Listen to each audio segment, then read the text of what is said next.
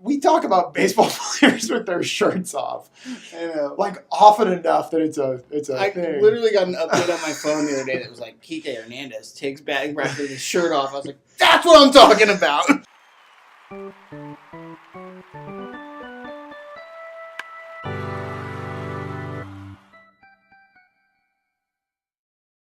Hello, Mother. This is Half Mental, the show that's 90% baseball and the other half mental. I'm Dan, back from a brief hiatus. And I'm Holt. Welcome back, Dan. Thank you. I don't know if you'd have to be a pretty observant viewer to have noticed my absence. Our last episode got taken down, and I was pretty excited about it. Yeah, it was cute. Anyway, week 14. 14, huh? Cheers. Not a ton going on in the baseball world, just the all-star selections. Yeah. It does sort of feel like, I mean, this is the dog days of the baseball summer. Yeah. To an extent. It is. It's why our views are down. Like, people are tired. It's hot out. But it's great. Yeah, we got All-Star Game. Yeah. Home Run Derby. Have they announced that? I don't think they've announced the participants. Oof, I'm ready for that. Give me that Maximum Muncie. I've actually heard some really fun, like, alternative Home Run Derby participants. I've heard do a team of, like, 5'10" and under. Ozzy Albies. Yeah. Jose Ramirez would be right in that. And then Kike Hernandez could Does he qualify? I don't know if he's that short. Yeah. Man, he's making the show. Do some David versus Goliath. He took batting practice with his shirt off on Friday. Really? Yeah. Good for him. Really cool. Super cool stuff. But it was literally 113 degrees on the field that day. Yeah. It's been hot on the West Coast. And Kike, doing his part, making it even hotter out there. That's right. It was 111 before Kike took batting practice. That's he bumped it up a couple degrees. Okay, so I guess there is a huge all-star snub that we need to talk about. The big one so far. Yeah. Ian Snell. Blake Snell. Damn it. Knew I should have double-checked that. So Chris Archer just tweeted, "Someone tell me why Blake Snell isn't unanimously on the All-Star team. AL ranks 2.09 in ERA, first in the American League. 12 wins, tied for second. 183 opposing batting average, tied for third. 14 quality starts, tied for third." And then he says, "I know how, because we as players, the ones who vote for pitchers, didn't do our due diligence. We have to collectively take the time and effort to responsibly fill out our ballots. It's totally on us, and I'm calling out everyone who didn't take the energy to determine who is most deserving to represent our game in the Midsummer Classic. This stuff matters. Let's be better. Blake Snell is an all-star, not an alternate, replacement, or backup." Yeah. Pretty cool that he's it's neat. I mean, I've seen other... it sucks for Blake Snell. I've seen other teammates, too, like... kind of like campaign for their guys and stuff. And right. It is kind of cool.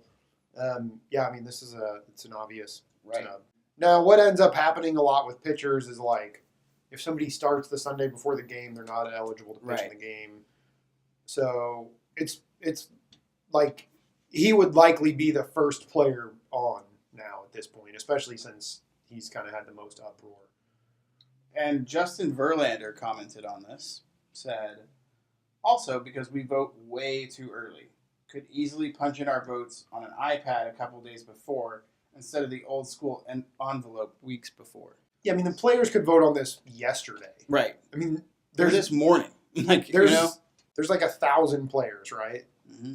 It's not a huge issue. Should we fix that? That really freaked me out. The door just opened, guys. Really confusing. I thought the position players all seemed like about what you would have them be. Yeah, so let's... Matt Kemp is a starter. Nick Markakis is a starter. Yep. Whoever had Nick Markakis and Matt Kemp starting for the NL outfield. Let's go through the final candidates or whatever for each league and predict who's going to get in. Okay. Milwaukee Brewers first baseman, Jesus Aguilar. That was pretty good. Thank you. San Francisco Giants first baseman, Brandon Belt. Matt Carpenter of the...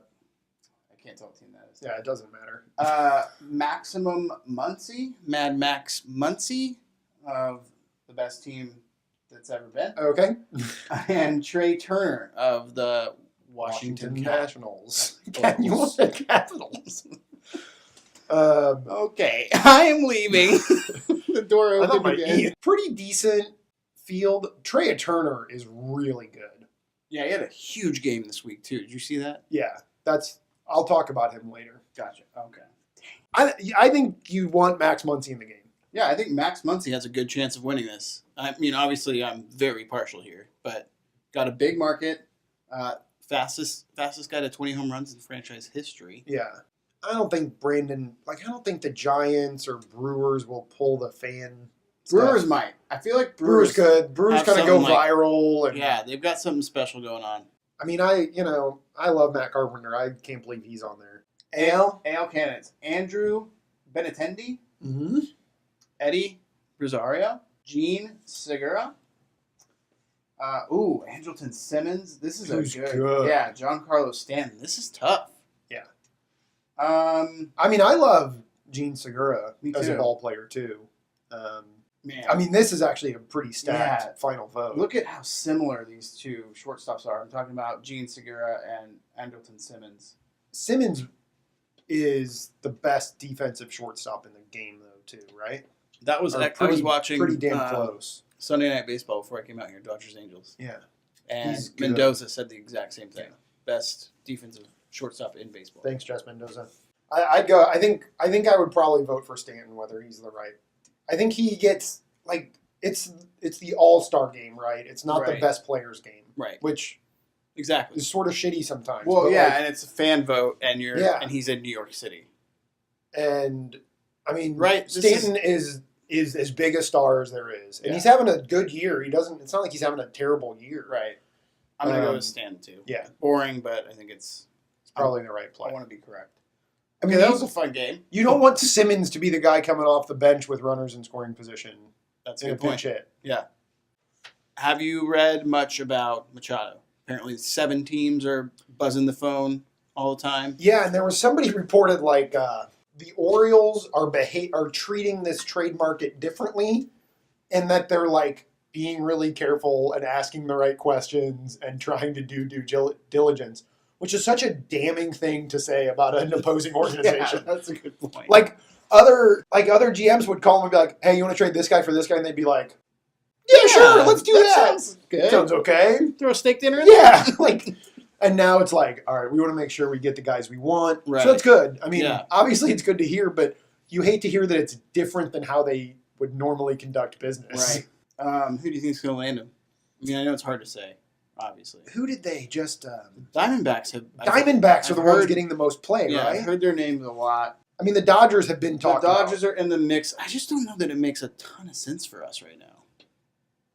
Yeah, I mean, I don't know. Chris Taylor is good. He's fine. I think the Braves should go get him. Yeah. Yeah, that would be awesome. I guess the Brewers are in the mix. Indians as well. I'd love to see Atlanta go for it. Yeah, that'd be awesome. Because they could stick him at short or third. And while we're talking about Atlanta, I think we do need to mention the NL East for a second because there is a lot of talk of Atlanta. I think it's because they're this fun young team. But they're in second place as of today. There's another fun young team in that division that we're really not hearing a ton about, and that is The Philadelphia Phillies. Philadelphia Phillies. The As Washington of today, Nationals, are tied they're tied right now. deadlock for first. The Washington Nationals are not going to make the playoffs. You heard it here first, folks. You heard it first. Half mental prediction. I mean, Halfway through the season. they've got a really hard road ahead of them. Mm-hmm. They have 2 talented teams ahead of them now. Yeah. The wild card race is going to be tight. Yeah. It's a bad spot for Washington. And what's gonna? I mean, this is getting crazy. The Bryce Harper thing's getting crazy. Yeah.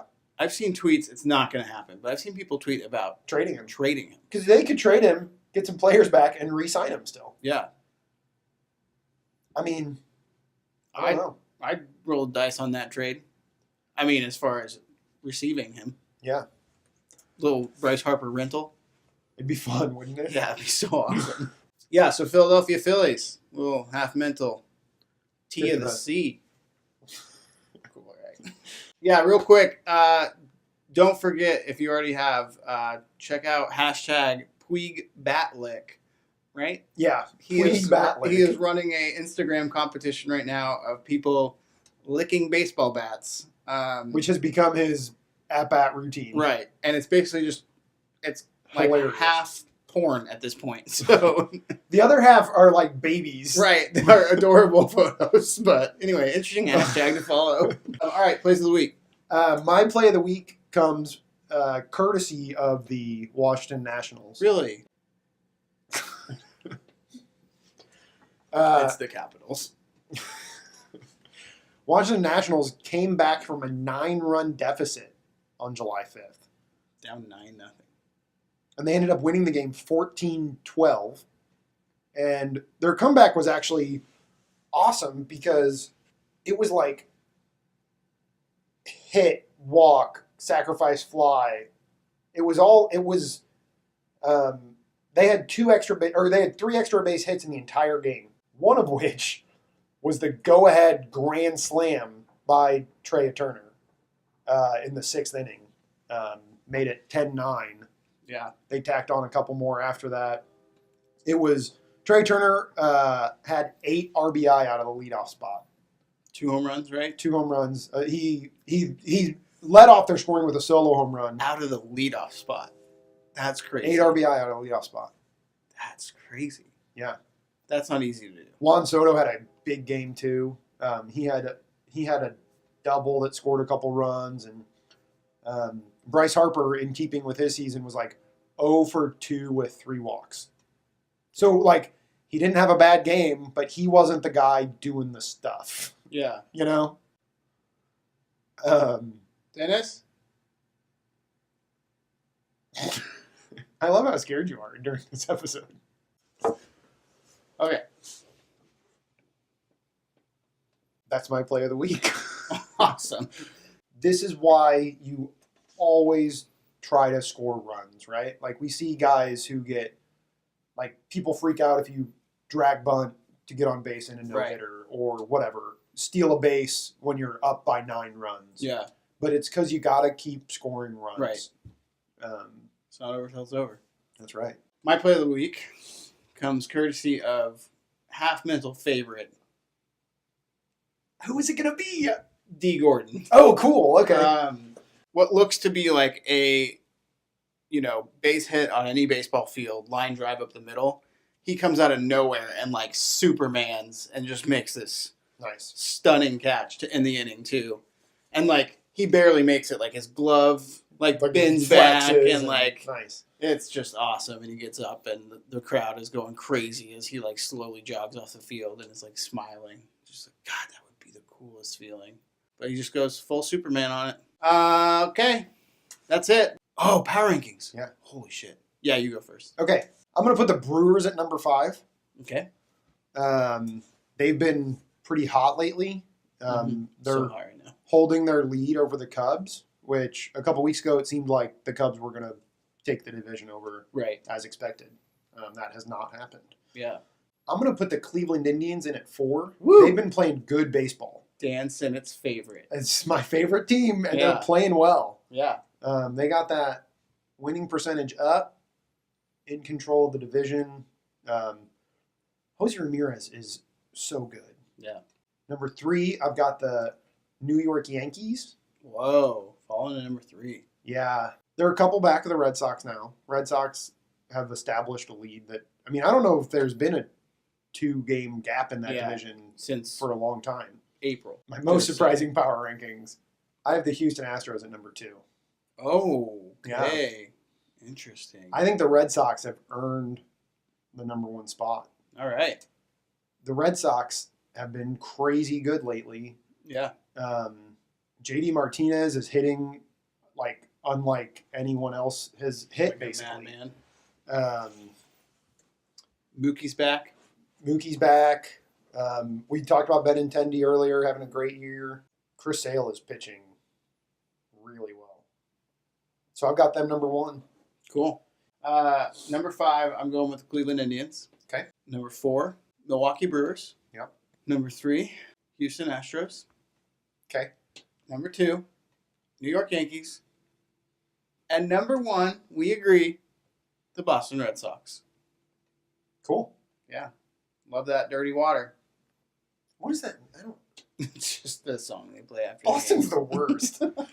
Okay, I think that's all we got. This video won't be taken down this time. I'm confident of it. Because there are no highlights. Yeah. Because the highlights are going to be disheveled.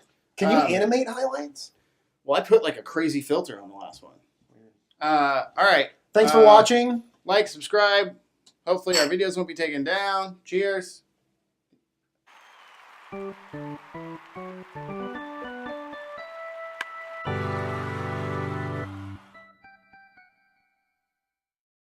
Next week. Oh, yeah. We've got something special. I think we're going to reenact the 2018 All-Star Game. Join us via video game as we I think play this takes a little bit more MLB The Show 17 to reenact the 2018 All-Star Game. It's going to be awesome. It'll be fun. Yeah. All right. That's it. Peace out.